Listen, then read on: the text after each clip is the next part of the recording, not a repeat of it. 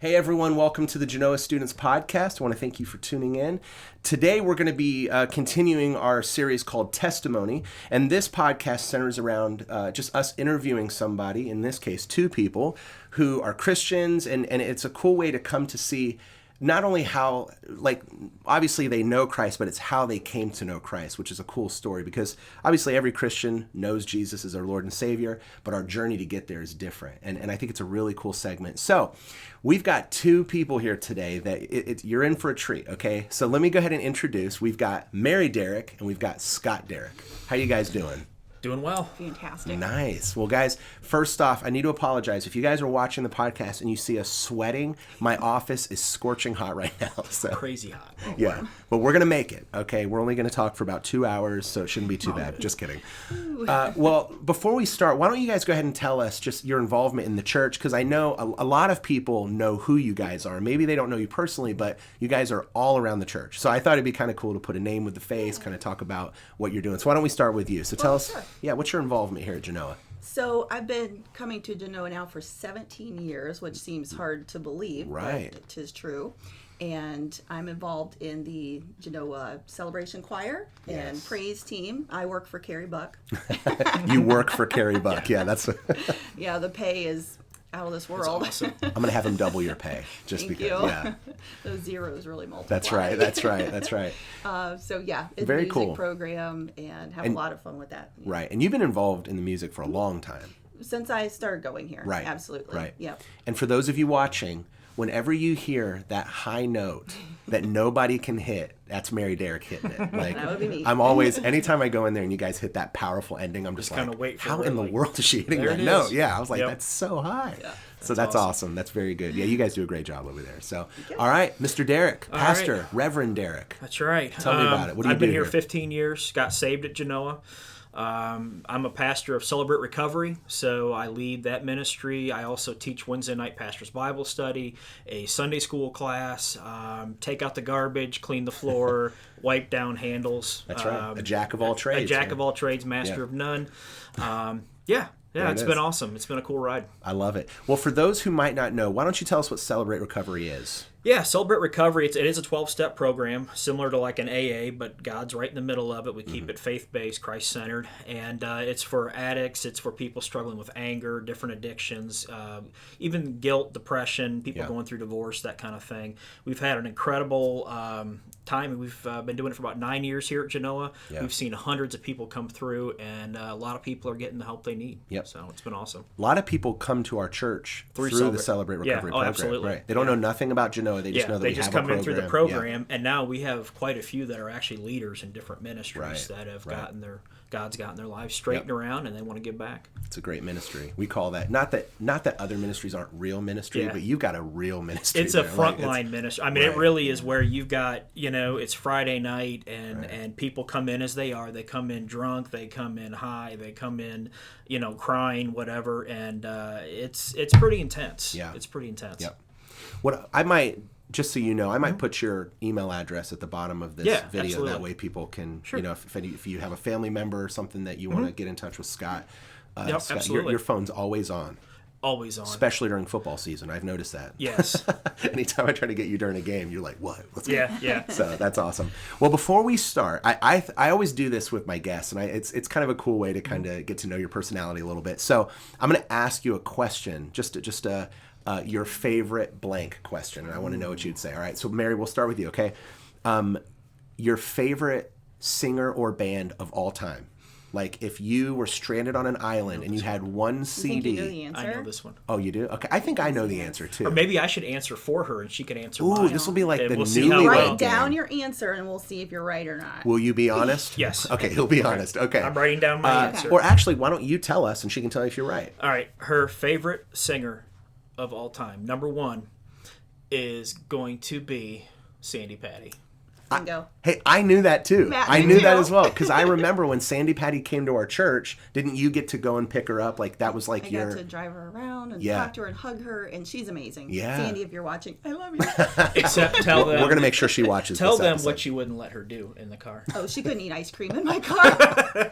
It was Yeah. a new car. Right. I actually bought her the ice cream Yeah. as a thank you for coming, and I knew her favorite, and then I wouldn't let her eat it. But you meant for her to eat it in the building. Yeah, and not on in the way car. to the airport. Wait, she pulled the tub out. And Yeah.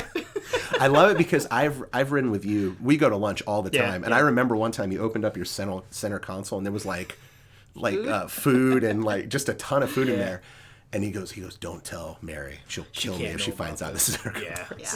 So Sandy Patty. All right, cool. I knew that as well. Yeah, because that's awesome. Do you have a favorite band or? Probably the Beatles, which it seems odd because they're so diametrically opposed as far as styles. But classic rock. But I love Paul McCartney as an individual singer, songwriter, artist. Right. Individually, and then the Beatles kind of best of all time. I mean, just the way they broke so much ground. Well, let me give you a follow-up question. Do you like the song "Wonderful Christmas Time" by McCartney? It's not my favorite. I hate that song. It's not my favorite, but I will listen to it at Christmas and kind of, On our podcast, we just did a top 5 worst songs, most annoying songs. It should have been on that list. Yeah. I'll do it. But on when next you one. write so many songs, that's true. You're gonna have some. You're gonna have some. They're gonna have some fails. Yeah. Okay. That and the Christmas shoe one. Yeah. I mean, have you seen the body of his work? It's a lot. You that's write that many he's done songs. some decent stuff. Okay, you're allowed to have a miss. Okay. All right. I'm down. Okay. All right. Well, that was awesome. Okay. Cool. Derek, let's talk to you. All right. I never call you Scott. By the way, we don't do that. We always call each other by our last names. Some people actually think his name is Derek. Yeah. Well, just so you know, everybody knows this. There's 2 Scotts here. There used to be 2 Matts here, so that's why we always just go through our last names. Right.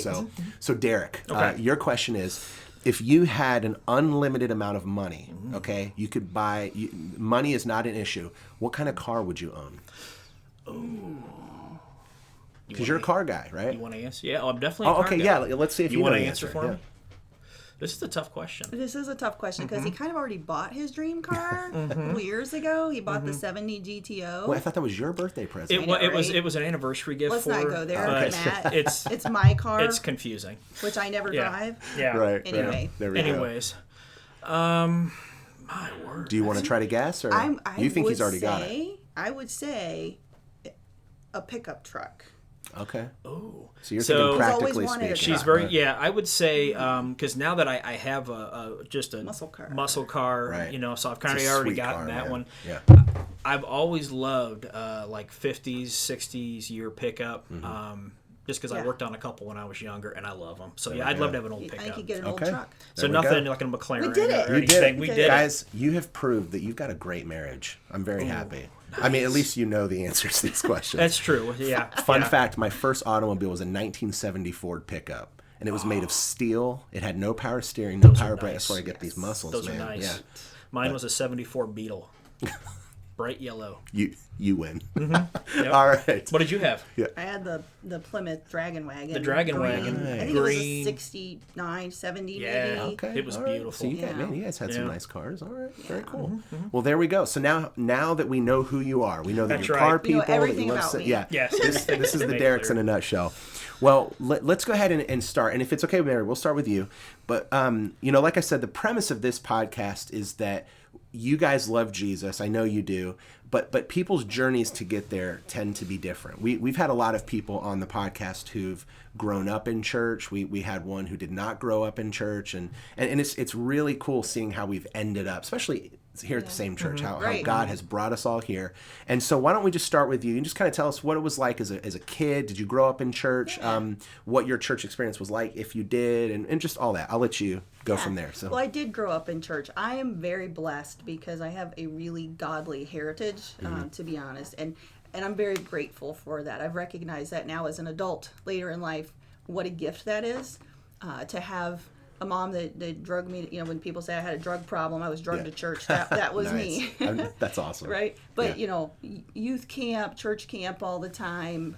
We went to a small church, so it was pretty, maybe 100 people or less, but that was our life. It was the core of our social experience. And I sang in church growing up. My sister is a phenomenal piano player and singer as well. And so she was really the church piano player, even as I think when she started like age 13, being the church piano player.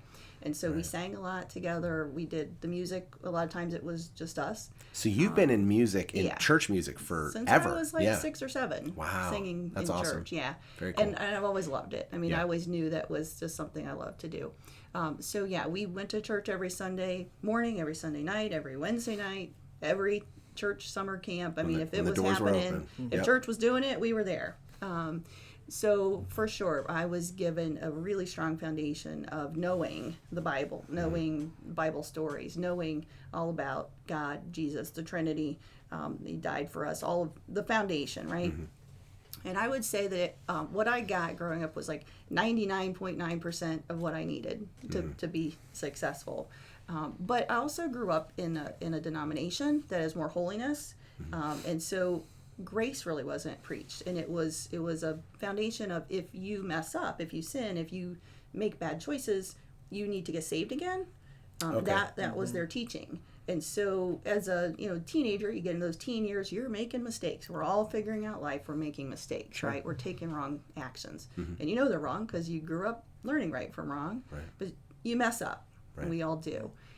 So in our religion, it was you have to get saved again. It wasn't just, ask for forgiveness and you're still, a Christian. It was like, you're not a Christian anymore. You messed up. Oh, I see. So if you sin, they would say that's evidence that you really You're are not not a You're Christian. not saved, yeah. Got it. Exactly. And so that became really hard for me as a teenager to reconcile in my mind was I can't do this. Clearly, I'm not good enough. You can't live up to that standard. Exactly. For sure. So that's kind of how I started to feel about it was either it's not right, it's not accurate because, it's not doable, or I'm not good enough. So either way, I'm kind of done with this. Right. And that's when I started to kind of walk away from my faith, got involved in, bad choices and went down a bad path. And that continued through high school and college. And I was really turning my back on God and saying, this isn't real because I can't live it. I've tried, because I really tried. I mean, I got saved as a young girl. I don't know if it was at church or at church camp, but I went to the altar a lot of times. I don't remember the first time, honestly, because I was young. And I did it so many times frequently because I would mess up, and I'd go back to that altar, and I was genuine about it. I mean, I had my Precious Moments Bible, I prayed, I read my Bible, and I wanted to be a good Christian, and I got to a point where I thought, I can't do this. Right. So it's not real. Yeah. It's funny you say that because we're going through a book for the pastor's Bible study. We're going through Galatians, and that's like the whole premise of Galatians, which actually you're doing this Wednesday, I think, with Scott. Yeah. So watch Pastor Scott and Pastor Scott. We got to go last names on that. Yeah. Scott squared. But yeah, that's right. But yeah, in Galatians, I was just reading this. I've been trying to read a lot of Galatians since we're teaching on it and stuff, and that's the whole premise. Is they're saying, you guys are going back to the ways of the law, and he calls it like the yoke of slavery. Yes. Because It is. it's impossible for us to live up to that standard. It's completely impossible. This is the beautiful thing about Christ dying on the cross for us is that it's no longer what we do or what we don't do. Exactly. It's what Jesus did. And so that's a cool perspective on your part, because I know a lot of people that were in a similar situation where at church it was just rules. If you don't follow these rules, you're not a good Christian, or you're not even a Christian, and boom. So it makes you question, am I a Christian? Right. And then when you live that way all the time, am I saved today? Am I not? Right. How far is too far? Did I mess up too much? There's that level of ambiguity and uncertainty that at some point you think this can't be what it's all about. Right. A lot of doubt, a lot of right. confusion, and God's not the author of confusion, right? I mean, Exactly. So. So I will say, fast forward a little bit. Yeah. So like I said, I really turned my back on it all. High school, college, didn't care about it anymore. Wasn't actively following God at all. Right. That's about the time I met this guy in college, right? And he wasn't following. Which university was this? The Ohio State University. Which let's just go ahead. Which is where he has his degree from. Yes. Let's just address the elephant in the room. Scott Derick here is a Michigan Wolverine fan. Okay, he's a Wolverine fan. I was born and raised in Michigan. But it's weird that you went to your rival school. I mean, I'm glad you did. I'm glad you did. It was the only school that would take me. Yeah, because you played lacrosse. Yeah, and my GPA was so low that OSU was the only school that would take me. So yeah, let's move on. Yeah. Let's move on. Michigan's like, he doesn't have the GPA. Yeah, exactly. It was a God thing. He was supposed to be there right. so that we could meet. It's all part of God's plan. Perfect. So continue. I'm sorry. No, that's a good so you met there. Point though to mention. He was a sinner from the start. That's right. And he's still struggling with that sin of supporting Michigan, but it's okay. I know. So you guys met in college. So we met in college, and I was not actively following the Lord. Didn't want to have anything to do with it anymore. I'd really given up on it. And he had not up in church, and so we were both following bad paths in college and addiction and making wrong choices. Yeah. And I knew that because I had grown up knowing better. I knew that. But what I will say, Matt, is God does not let you go. And this is really good. what comes back around in my story, in my testimony, is that I know for sure that regardless of the denomination I grew up in, I know that you are saved forever, because I was saved as a little girl. And in college, when I was straying and trying not to follow God and hear his voice at all, he still spoke to me. Yeah. He was still drawing me and bringing me back because I was his. Yeah. Because when you get saved, that's a decision you make, and God puts you in the palm of his hand. You are his. You are claimed. He can't break his promises. Right. He will not let you go. He cannot let you go. You're his forever. Yep. So even if you try to run away, he's going to reel you back in. Right. And that's exactly what Preach he it, girl. did. I know. That's awesome. I love it. She's It sharing just, now. Yeah. Yeah. I'm sorry. So It's a very prodigal son kind of Yep, very thing much for you. so. Yeah. Very much so. Yeah. So I know I was saved, and I don't think I realized it at the time. Yeah. Because of the way I grew up, I thought, well, I'm not a Christian. I'm not saved. But looking back now, I recognize I really was still saved. I was just running away. Gotcha. But he was still speaking to me through all that time, very clearly. I remember certain times where he would, song from my youth would come back to my mind. Right. Church songs, and I was like, Yep. God's still there.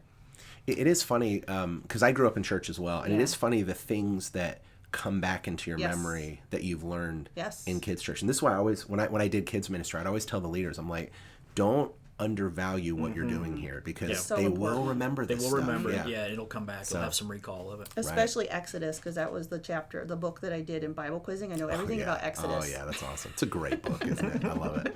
Yeah. Well, sweet. That's Yeah. awesome. And then we'll tell you what, because your stories intersect. So Well, so let's. let me Oh, I'm sorry. Go ahead. go just a little further, and it'll Sure. take you right over into Scott's story. I think Love it'll it. be the perfect transition. Good. She's going I to wanna find hear an it. exit here. Right, I'll find the exit ramp. So Okay. what I will say is, so we ended up getting married, had 2 beautiful daughters, Yeah. and through all that time, I still wasn't, thinking about church or coming back to church. It wasn't important to me until I had these 2 girls. Right. Something about having kids makes you think about, how am I going to raise them? What am I going to teach them that's important in life? What kind of parent do I want to be? Right. So you start asking yourself those questions, and I realized I needed a church for them. I wasn't interested. I did not want to be a Christian again. I didn't want to go to church for me. I seriously was looking for a church just to raise my kids in. So you wanted them to hear about Yes. God, but you didn't Yes. really have an. Oh, that's funny. But you see what I mean? Yeah. God is still working, Right. because I really was still his. God's like, watch this. He's like, watch what I'm going to do. Yeah. Right? Yeah. Yeah. So it was really the girls Sure. that got me thinking about church again. And That's awesome. and you know the story, Mm-hmm. but the viewers may not. But I was looking for a church, and I was looking at Lutheran churches, Methodist churches, Baptist. I didn't care the denomination, because I had given up on the denomination I grew up in. I wanted something different, to be honest. But I didn't know what that was. And God actually sent a pastor to our doorstep through my sister, Okay. who was a pastor's wife in West Virginia. She had met Frank and sent him to my house and said, I have a sister in Westerville that's unchurched. She's out of church. She really needs to be. She's got a family, these 2 beautiful daughters. Would you please invite her to your church? So here I am actively seeking, where am I going to raise my kids in church? I don't know what denomination or church to choose. He literally sent a pastor to my door, Yeah. to my doorstep, to invite us to church. So Except- at that point, I kind of had to go and Yeah. check it out. Yeah, yeah. The Right? problem was that I answered the door. Yes. And so Frank will always, Pastor Frank always Yeah. brings this up. It's Even a now, it's phenomenal been story. 15 years later. Yeah. So Frank comes to the door, and he goes, well, hi, I'm Pastor Frank, and I'm the senior pastor at Genoa Baptist Church. And I just got home from work, and I was wearing like a cut-off T-shirt. I was all dirty. I was an archaeologist, and really tired and hot. He comes to the door, and I actually slammed the door on us. I was like, right. no, thank you. I don't want any. Yeah. And I closed the door on his face, and then he knocks again, and he goes, I talked to your sister-in-law. And I was like, what? And so I opened the door, and he goes, hi, I'm Pastor Frank, and Bob, and he goes through it all again, and he still doesn't let me live that down. Right. I slammed the door on his It face. is. And now he's your employer. Yeah. And now he's my employer. And I'll tell you this, all the other pastors here at the staff, we all know who Pastor Frank's favorite pastor is. There is no denying it. There's no doubting. it's Scott Derick. It's true. Frank loves Scott Derick. And I mean, and here's how you know it's because Pastor Frank will call you and just chat with you about stuff. Like, he doesn't just call. Like, typically when he calls me, he's like, I need you here. I need you to do this. Yeah. They talk about stuff. And it is so funny. And sometimes I just want to be like, Pastor Frank, he slammed the door in your face. Why is he your favorite? I was like, I've never slammed the door in your face. But let's move on. All right. I'm not bitter. Maybe this week, no give it a shot this week. When Pastor Frank needs you for something and he comes to your door, just slam it in his face. When he comes, I'm going to slam and just see what happens. Yeah, exactly. The difference is I might not get a paycheck that week, so we'll see. But anyways, so that's awesome. You guys' stories intersected. That's great. Scott, why don't you tell us, how did you grow up? Like, what did your childhood look like in the terrible state of Michigan? It's all right. Let's go. Toledo. Yeah, I grew up in Toledo, but it might as well be Michigan. All right. Yeah, pretty much. I'll be quick. My background, went to church on Christmas and Easter occasionally. What do they call those? Priesters. Priesters. That's so right. I was a bona fide priester. Church was not a thing in my house. It was not a. We would go to church and dress up to be seen, to be, it was expected. You go on Christmas. But it was not a thing in our house. God wasn't mentioned. There was no mention of, hey, why don't we go to church on Sunday? That never came up. Grew up in a house that had pretty loose rules, in terms of partying and different things. So I pretty much got to do whatever I wanted to do, which, kind of led to me starting to experiment with alcohol early, drugs, different things, smoking, and kind of that took me down a pretty rough path. And, and that kind of kept me for quite a few years. I mean, it wasn't until I was, I think, 30 when I got saved that I finally, had my last drop of alcohol when I was 30. But so, yeah, it was a different upbringing. Obviously, Mary and I talk about it all the time on how differently we grew up. Yeah. My parents, they were great. We get along. It was a different upbringing. And, the one thing I knew is that once, especially now, like I realize the importance of having our kids at church, because I realized what I missed out on and having that in my background. So one of the, I went to a Catholic high school. We weren't Catholic, but it was the best school in Toledo, so that's where I went to school. Sure. And I was already struggling with just being. I'm always kind of, and you know this, Matt. Like I'm always like playing the other side. Like I'm, if there's someone that's going to criticize something, it'll be me that says, well, this is, dumb, or why are we doing this? And I kind of got to feel that way about God. Like we would go on Christmas or Easter, and I'd see everybody sitting there. If you said a word, you'd get glared at. Yeah. And people, I was like, why are we here? Like this is not, what are we doing? Yeah. You were real skeptical. I was of Christianity. a huge skeptic of Christianity, and then I went to a Catholic high school, and that began to, you get all of that tradition mixed in, and I grew very bitter. I grew like it was like, what is this? And so. Let me say this real quick. What's funny is it sounds like you guys had a similar experience in the rules of Christianity. It didn't feel genuine. Something about it was disingenuous. Yeah. Right. And we're both big on that. Like we want a genuine experience. Yeah. We want just like, and that's you don't want to be a hypocrite. Yeah, I don't want to be a hypocrite. I want to go into something like full bore and not be like, well, and so I began to get a lot of doubts and asking a lot of questions. And, I would say I was definitely an agnostic to atheist. Just, things are as they are. I went to college, studied to be an archaeologist, anthropologist. We did a lot on evolution. I was firmly behind that. And so, going through college, what was neat, and I'll talk about at the very end, is how God used all of that, though. So as I look back on it now, like going to church when I was a little kid at the Methodist church, going to a Catholic high school, and then when we were dating in college, her mom, who drug him to church to church, and say, well, hey, if you come up to church, problem. I'll feed you. And I was like, man. Well done. So I would go well played, Mom. Yeah, well exactly. Played, Mom. Yes.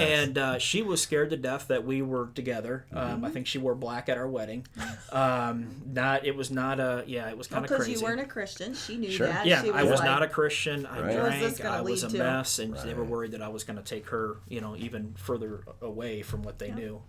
But the way God works, works. Yeah. He spun that whole thing he spun the whole around. thing around. Yeah. It's the craziest thing. And so he used all that. And then as we began to date, and then her mom would invite me up to their church, then I had that aspect of it. And then kind of like Mary when we had kids.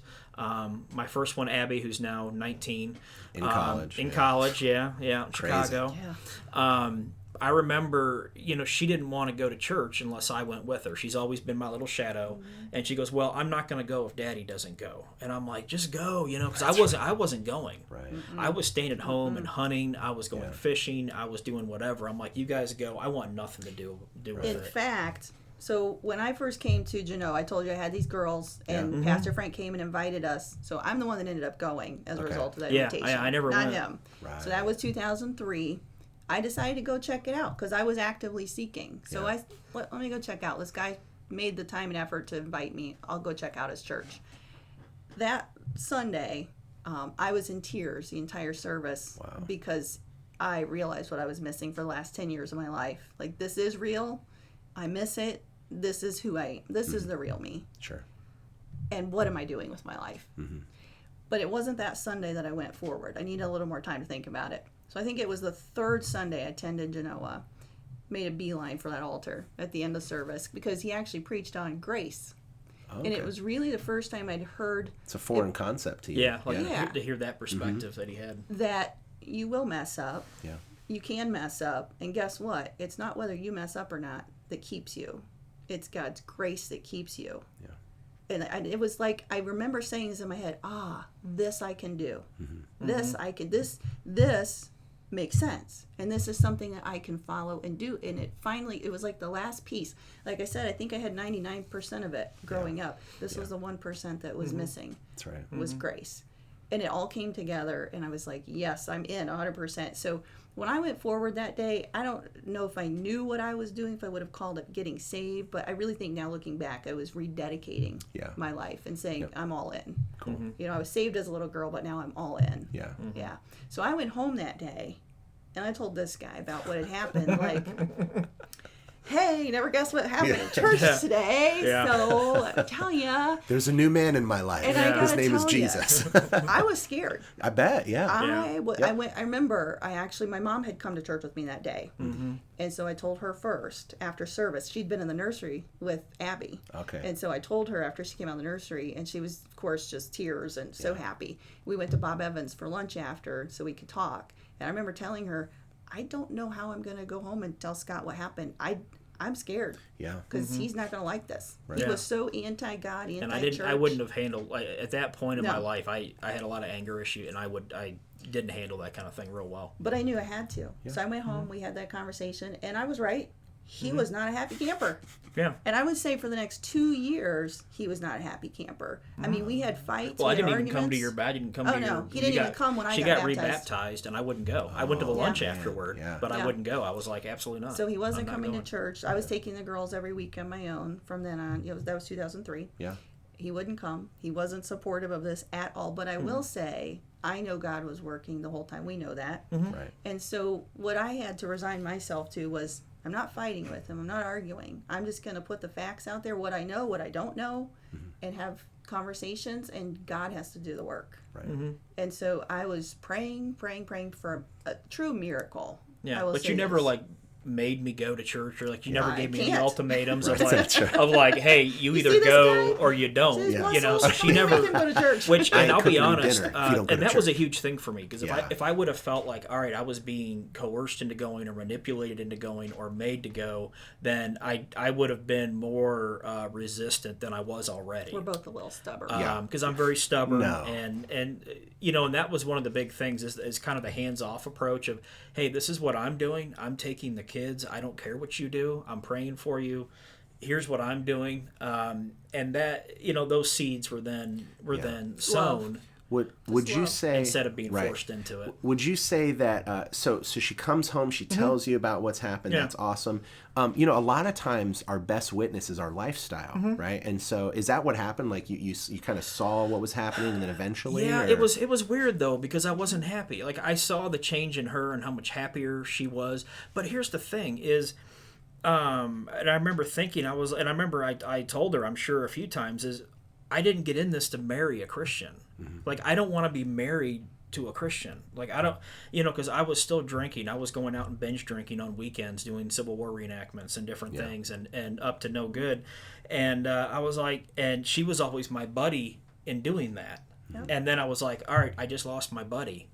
And so we had and then you throw young babies into that, and life was a real mess. I mean, it was. And I remember him saying, "You're not who I married. You're not who I married anymore. Like, you've changed. I don't like this." We used to listen to all the same rock music, which I still love, by the way. I love rock music. But, like, I would just take, don't like the she lyrics. would listen to, like, gospel, and I would take her CDs out, and, like, I'd be like, I can't listen to this bleep-diddy-bleep. Who's this Sandy Patty? Yeah, who's this Sandy Patty? Now he loves Sandy Patty. Yeah, that's right. Yeah. So awesome. it was very weird. It was a strange journey, But kind you of a saw strange the chapter. change. Yeah, but I definitely saw the change in what was going on. I saw what my daughters were doing, and I knew it was good for them. So something deep inside of you knew this was a good thing. Yeah. That's awesome. That's how God works. Yeah. So when did it finally happen? Let's see. For me, I got saved July 10th, 2005, and so I had come to church for about maybe a year.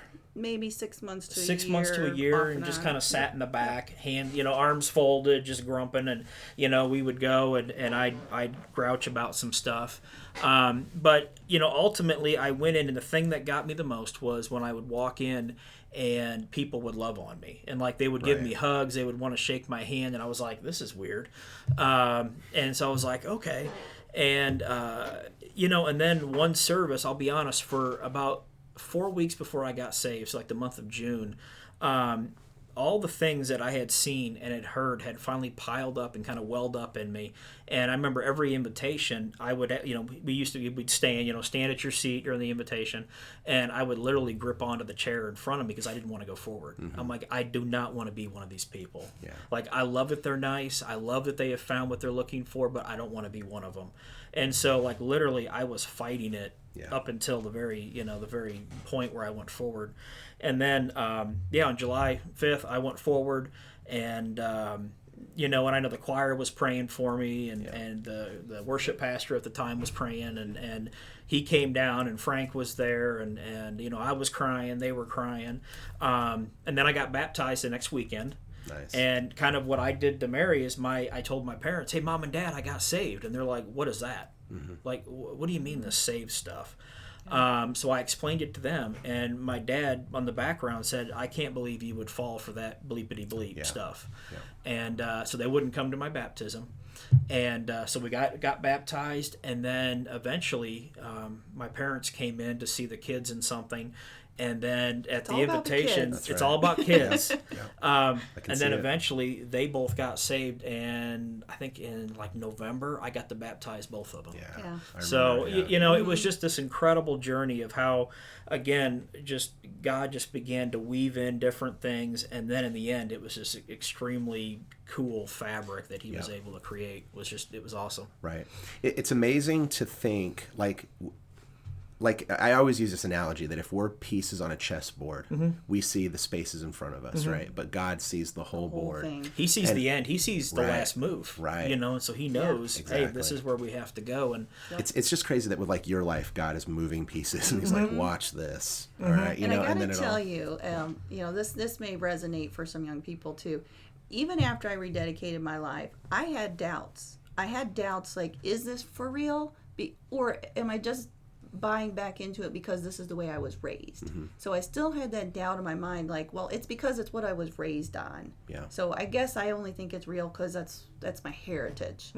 When this man got saved, I'm telling you, from that day to this, I have never doubted again, because that is a miracle. Right. And when you see a real, true miracle in your life, I'm going to start crying like Dev Carl. See, and what's neat is I never, and that's where it's a little different. That's awesome. Because I didn't grow up in church and hear, like, I've never, you can just choose. Yeah, and I've never had any doubts. Like, ever since I got saved, And then I remember Mary came to me and I said, "Hey, Mary, I want to quit my job and go to seminary. I want to do this. I want to do that." And she's like... And then it was my turn to say, whoa, whoa, whoa. I didn't sign up to she's marry like, a pastor. I prayed that you would get saved, but I don't want to be married to a pastor. That's right. There's a lot of Christians who don't want to be married to pastors. Yeah, exactly. So I get you. And, like, God, what are you doing now? Yeah, and I hit the ground running. Like, I had, at that point, yeah. because of where I was and how God took away drinking, God took away a bunch of other stuff Overnight. that literally... Wow.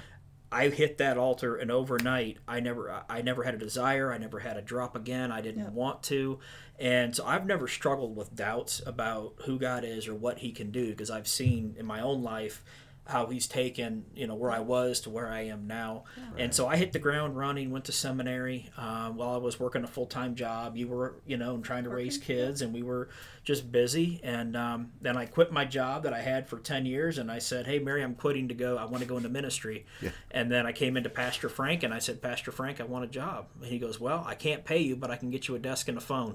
So talking about crisis of belief. Yeah. So all of a sudden, now my husband is wanting to be a pastor. He quits his paying job to volunteer at the church. Here and start working with Celebrate Recovery. That's so funny. But God had a plan. There we go. And God had a plan since before I was born. Yeah. And before he was born. Yeah.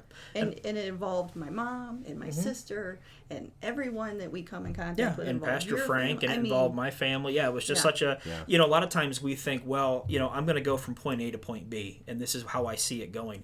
And God says, well, you know what? We're going to do A to D to C to F to, because He wants to try to bring in as many people as He can, I think. So it's not just these singular things, but hey, how can I weave this all together? Yeah. And, I would say, like, one of the verses that's always stuck out to me, I suppose we should give a Bible verse at some point in this. You are a pastor. Yeah, I am a pastor. But Jeremiah 29:11 is kind of one of my life verses that I teach a lot in Celebrate Recovery. And just so I don't botch it up, I have it pulled up. But it's, "For I know the plans that I have for you, declares the Lord, plans to prosper you and not to harm you, plans to give you hope and a future." Yeah. And I think as I begin to look back, I begin to see God's plan, how He had a plan for me when I was a little kid that then He brought to fruition when I was an adult, and He's still working in me. He's not done. I'm far from done, and I still have struggles, and I'm far from done.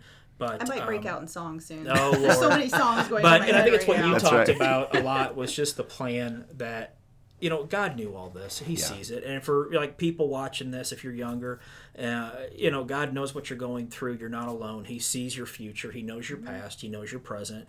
And the biggest thing that we can do is to surrender to that, and we're going to fight it. We all have a little fight in us. We don't want to just give in totally. But at some point we have to get to that point of surrender and just say, okay, God, you know what? You win. I'm done fighting. Well, when you recognize that all God wants for you is the good things. Is the good things. Right. That's right. I mean, He has a plan for us of hope and a future. It's like Frank always says, He's not trying to give you cancer. Yeah, He's not trying to give us... He's trying to bless you. Yeah. And make your life happy and joyful. And it was, that song, the song that I went forward on was I Surrender All. Yeah. And it finally clicked in my head. That's what it is. And I was like, okay, I got to surrender all. I can't grip onto this chair anymore. Right. I remember I led worship for you once in Celebrate Recovery. Yeah. And I played I Surrender All. Yeah. And I'll never forget you told me that was the song you that went was down the song to, that I went forward on. Yeah, that's awesome. Yeah. Well, guys, I got to tell you, this was amazing. Like I knew a lot of it, but there was a lot of stuff I didn't know about your testimonies. That's really cool. We say at some point Mary wants to write a book. I gotta write it down. just like she said, it's just and we're still early on in it. I mean, hopefully we've got a lot of years left. And how long have you been a pastor here at Genoa? I forget. I want to say since 2012. I've been working here part-time. I was going to say about 8 years. Yeah. Because you and I, you were here the first time. Right.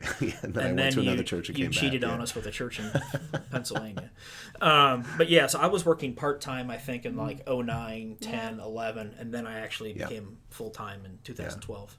Well, I remember when I came back, Frank was like, I'm going to put you in this office. And then it was the office that he was letting you use. Yeah. And then I felt terrible. I was like, oh, man, I feel bad. And you're like, don't worry about it. We're put good. me in a closet.